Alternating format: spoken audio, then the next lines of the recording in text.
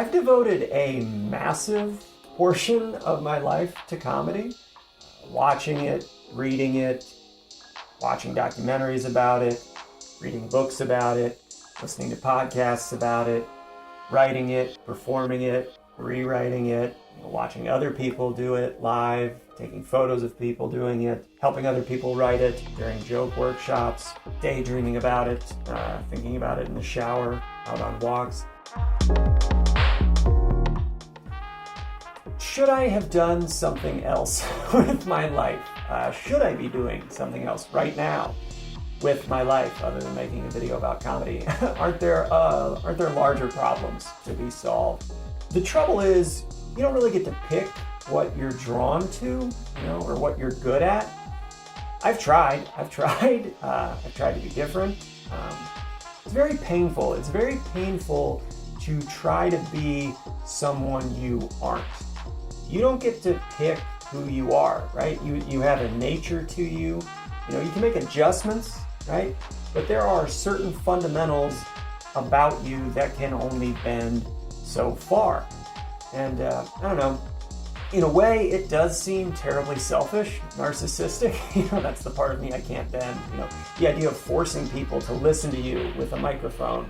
Like, what a strange torture to inflict on other people. Look at me, listen to me, I'm important. Sit down, shut up. Okay, you can laugh. That's the one sound you can make. The sound that makes you like me the most amount possible. That's what you can do. Spontaneous laughter and praise of my artistic genius. I will permit you to do that.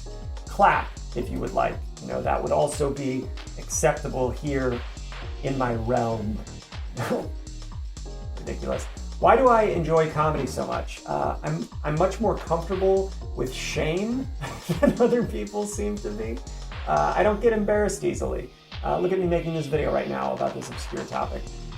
Apparently that's also a characteristic of psychopathy, but it will help if you want to do stand-up, You're going to do lots of embarrassing things, or things that other people would consider embarrassing, as a comic. I think a comic has to embrace embarrassment, which, can be selfish if done poorly, right? Just getting on stage and behaving in an embarrassing way, like in a shameless way, if there's nothing redeeming in it, if there's no deeper comic insight for the audience to appreciate, then yeah, you kind of come across as a big a-hole who's wasting everybody's time, But embracing embarrassment as a comic is critical, because that means embracing your imperfections, right? That's the whole project. You're trying to be okay with all of your terrible shortcomings, and then that gives other people permission to be okay with themselves as well, right? It's a commentary on the human condition, trying to maintain optimism despite our limited, fragile existence. Just laugh at it, keep on dancing. Who cares if you only have one leg and a missing eye, right? That's fine, you're fine. I do stand up because it helps me come to terms with who I am, right? Is it a good idea to use comedy as a sort of therapy? Maybe, maybe not. Regardless, stand-up has forced me to dive into my own psychology in ways nothing else has in my life. I'm always picking through my brain. I was a philosophy major in college, and I was always reading these complicated books. I was in conversation with these really smart dudes from hundreds of years ago, and they had lots of interesting things to make me think about. But stand-up is more potent in some ways. You put something out there that you think, and then you get maybe slapped in the face, with the reaction. I mean, one way or another, you're getting slapped with another reaction. It's very different from reading books by unresponsive, really smart dead people. It's amazing how much can be disorganized, underneath the surface of your mind, especially once you start looking like a little bit deeper, following those threads. And there's a massive incentive to figure out what's really going on in here, what's true and what's not true, what's jiving with reality and what's not. Because if you don't figure it out, the audience is gonna look at you like you're a crazy person. They're not gonna laugh if they don't understand you, right? Laughter is recognition. A lot of times, you hear comics after a joke bombs, they'll say, well, that one was just for me. It's a good joke. You dimwits just don't get it. And maybe you're sort of right in that situation. Maybe it is a well-structured joke, and maybe with the right people who understood you more, it would kill. But it doesn't really matter right here, right now. It's sort of irrelevant. And maybe it is more than a bit selfish not to recognize that, that's part of the art form of stand-up.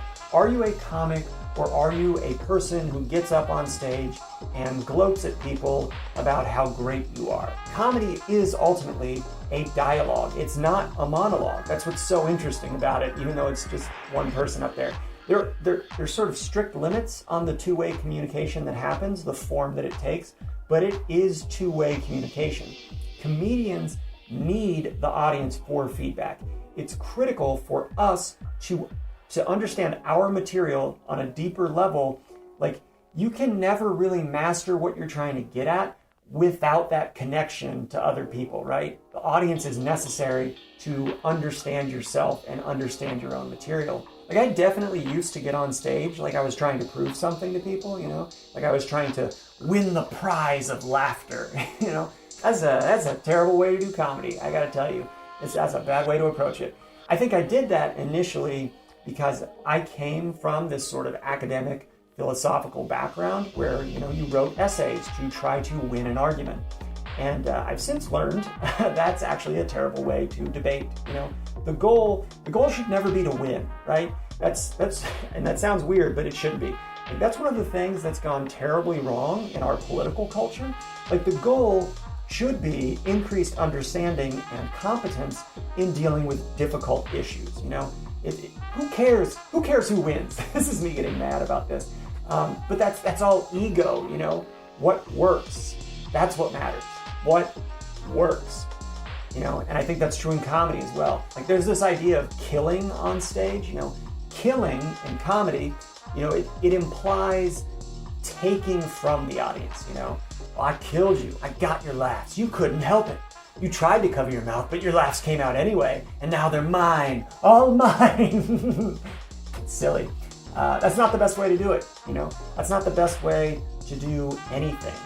That's your ego getting in the way of a much more beautiful experience, in my opinion, if you get the chance to have it. The thing is, you might get huge laughs, but you always have to ask at what expense. Like, when you're up there, when you're trying to prove a point up on stage, you're trying to elevate yourself above others, right? You're trying to win, prove how clever and witty you are.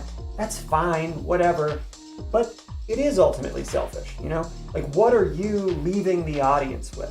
What are they sitting with when you're done running your little skits up there, right? I'm interested in thinking about that. The more impressive thing to do is to flatten your own ego, right? The best comics are ultimately humble fools, right? They're self-aware. They don't use a microphone and a stage to tower above everyone, right? They get up there and say, isn't it crazy how thoroughly inadequate I am? And by extension, all of us are, right? And yet, somehow, that seems to be okay. That's kind of funny. I'm not saying jokes say this directly, but it's the general subtext, right? Most of the very best jokes I've encountered are subtly implying something along those lines. There's a professor on YouTube, John Vervaeke, I don't know, Vervaeke, I think. I'll link his lecture series in the video description. I heard him talking on a podcast about the difference in Greek philosophy between the ideas of philia Nikeia, which is the love of victory, and philia Sophia, which is the love of wisdom. So those are two very different ways to live your life.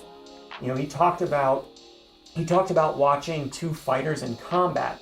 Now there's the philia Nikeia aspect of the fight, who's going to win, who will the victor be.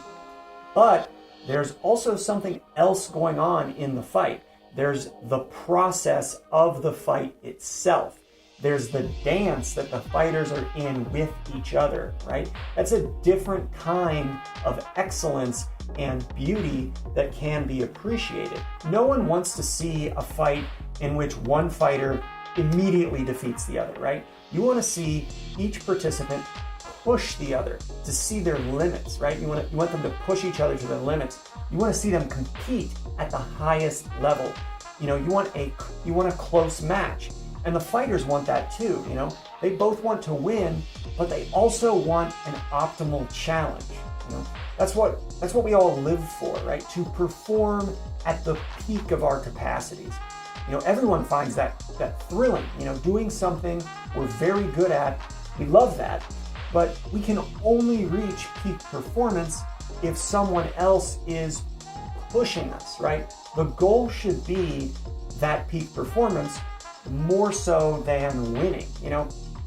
I'd rather run a faster time neck and neck with someone else and get second place than win a race because the other guy tripped and fell. That's a hollow victory. How does this relate to comedy?